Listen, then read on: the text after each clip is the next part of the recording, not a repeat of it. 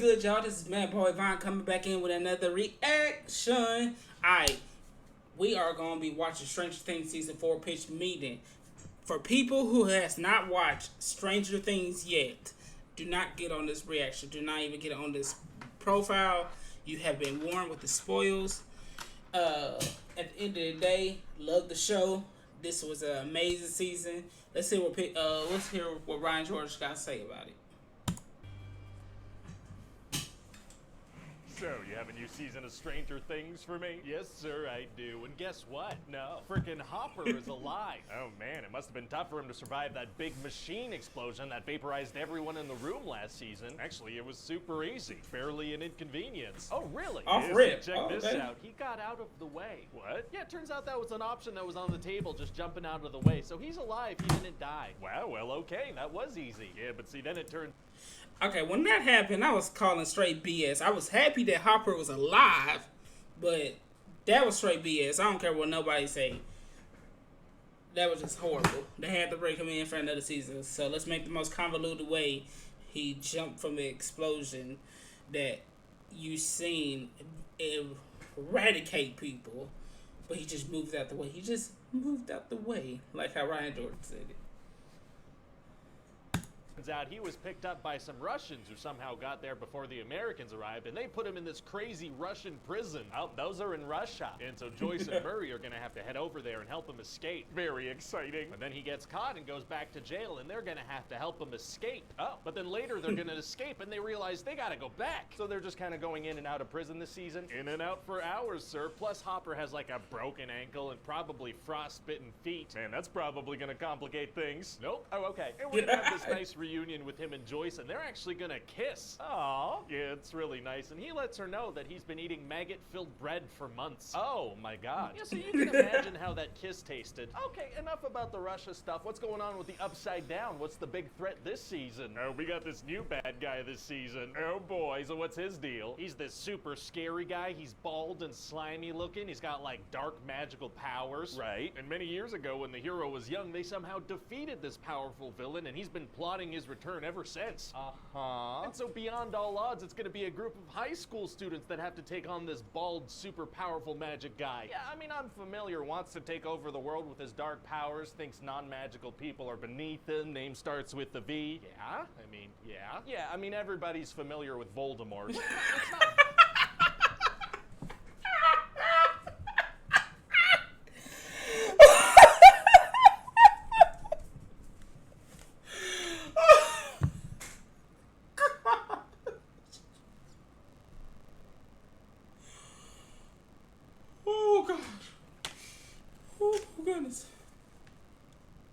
Oh goodness gracious!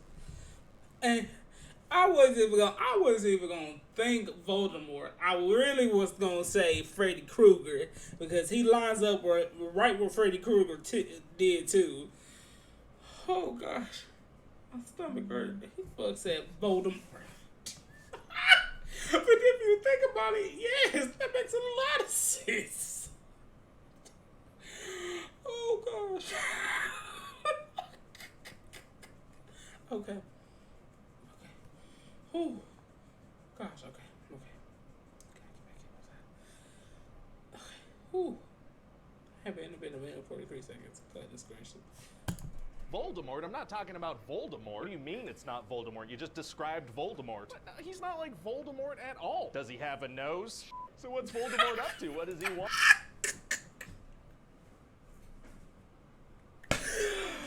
Oh, my ribs, my chest. Oh gosh, everything hurts right now. Oh, okay. He's not, okay, so Voldemort is terrorizing Hawkins, and he's doing this thing where he's snapping kids' legs and blowing their eyes up. Oh my god. Yeah, and this cool new character, Eddie's gonna get blamed for these murders, so the team's gonna try to help him not get killed by the townspeople. Very nice of them. And so Voldemort needs to open up these 4 gates from the Upside Down, and one of the people he's targeting is Max. Oh no. But right before he kills her, they figure out that if she's listening to her favorite song, he can't kill her, and also they find out the house that he's living in. How do they figure that out? Well, after he attacks Max, she's like doodling these little pieces of what she saw, and then Nancy assembles them all together and is like, whoa, this is a house. She was just doodling disconnected pieces of a house that then intricately assembled to form said house. That's what we're... See, yeah, when that scene came up, I was like, what are they doing with this? Like, they try to make it long out, but I was like, why did just didn't draw the house? I didn't understand, like, when Will was drawing the mind flare, he just drew the mind flare. Or did he? Was it pieces too? Oh no, wait a minute. I'm talking about something I can't remember. I swear I thought it was just the mind flare. Will I be John Brown? I don't know. We're going with. Well, okay then, and what else is going on? Well, Jonathan has a new friend named Argyle, and what's he bringing to the table? A van and salt access. Oh, sick, and what's going on with 11? Well, she's been living in California with Will and Jonathan, and her powers are gone. Oh yeah, that's right. So she's gonna reluctantly work with Dr. Brenner to get her powers back and go save her friends. Didn't he die in the first season? Wasn't he killed by a Demogorgon? It sure seemed that way because of what happened, but no, he survived. How? By not explicitly dying on screen. Oh yeah, that does tend to be a great survival tactic. It does. So he's using this machine to bring 11 back into her forgotten memories of that whole experiment thing when she was a kiddo. Okay. So she's remembering all these conversations she had with this Henry guy that worked there. Conversations? Couldn't she not talk back then? Hey, shut up. And so eventually she accidentally sets this guy loose, not realizing that he was actually number one and he hates Dr. Brenner and he's evil. Uh-oh. Yeah, so he goes nuts and kills all the other kids and injures Dr. Brenner. Why doesn't he kill Brenner too if he hates him so much? Unclear. But so then 11 goes super intense and sends him into the Upside Down where he turns into Vecna. Who? Voldemort. Who's from Harry Potter? Right, and so eventually we're gonna get to the finale and all the good guys have to do this crazy stuff simultaneously to defeat the bad guy. What do they have to do? Well, a bunch of them head into the Upside Down. Oh, wow, wow, wow.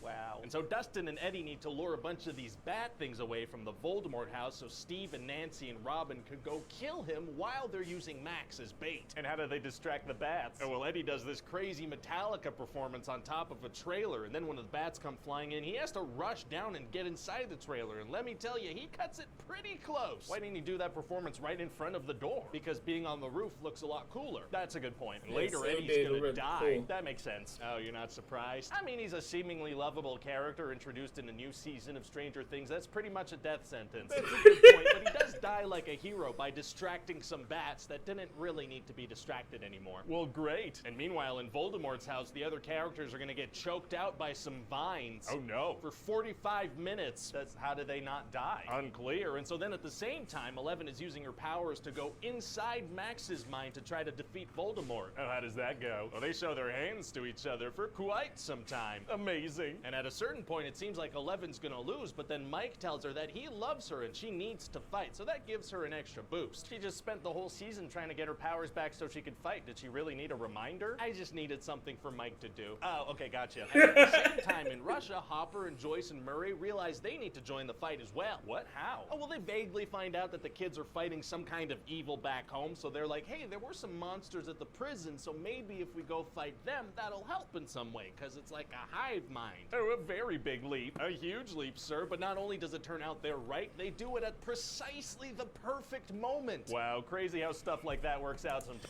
Okay, like I said, spoilers in this video, but Hopper was a bad mother in that scene with that sword. It was just amazing how he was killing the Demogorgons and everything.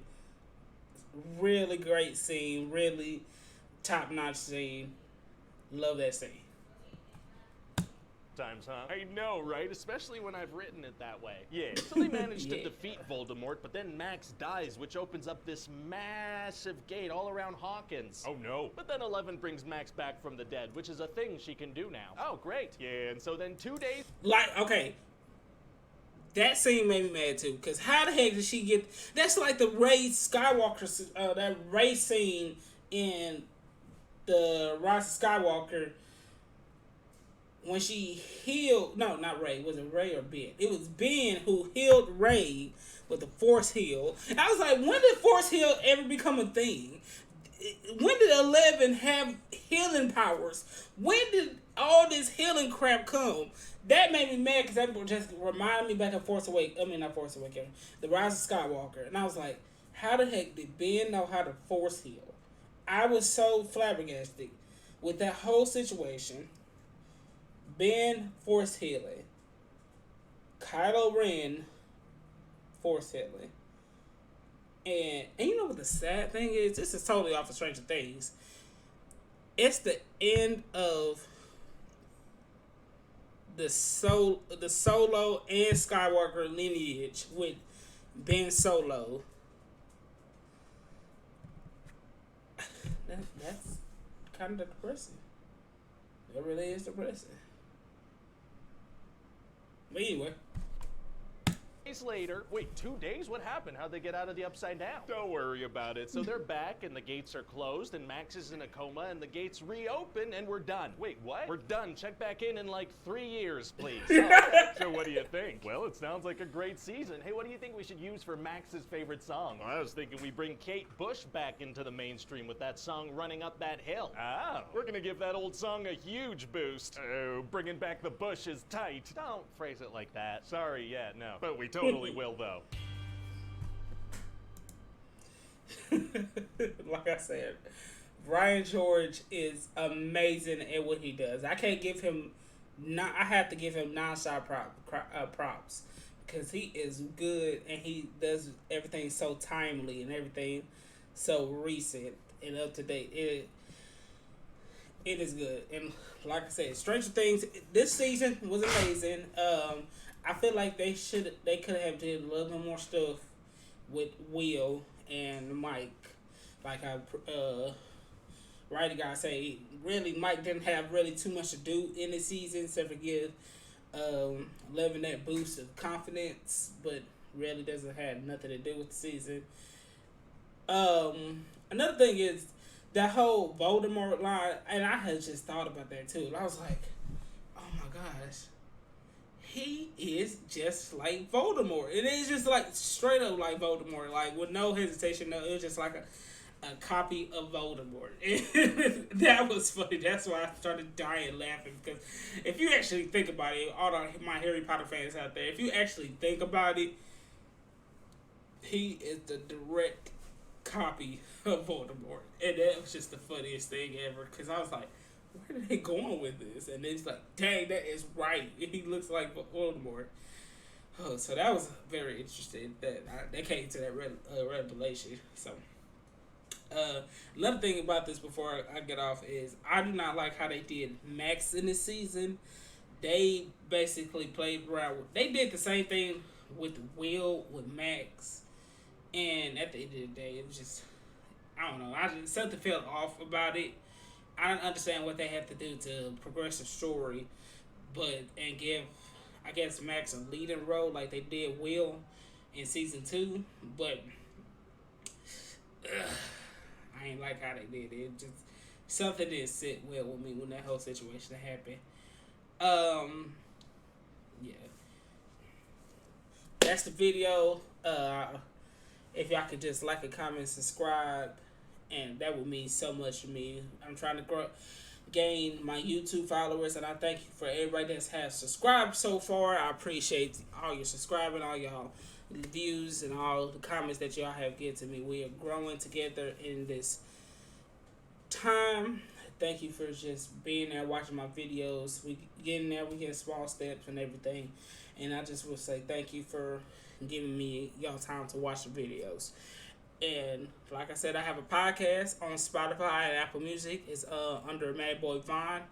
I have posted one movie review, Frozen. If y'all go give that a listen, I much appreciate it if you can. And just thank you for watching this. Mad Boy Vaughn out. Peace.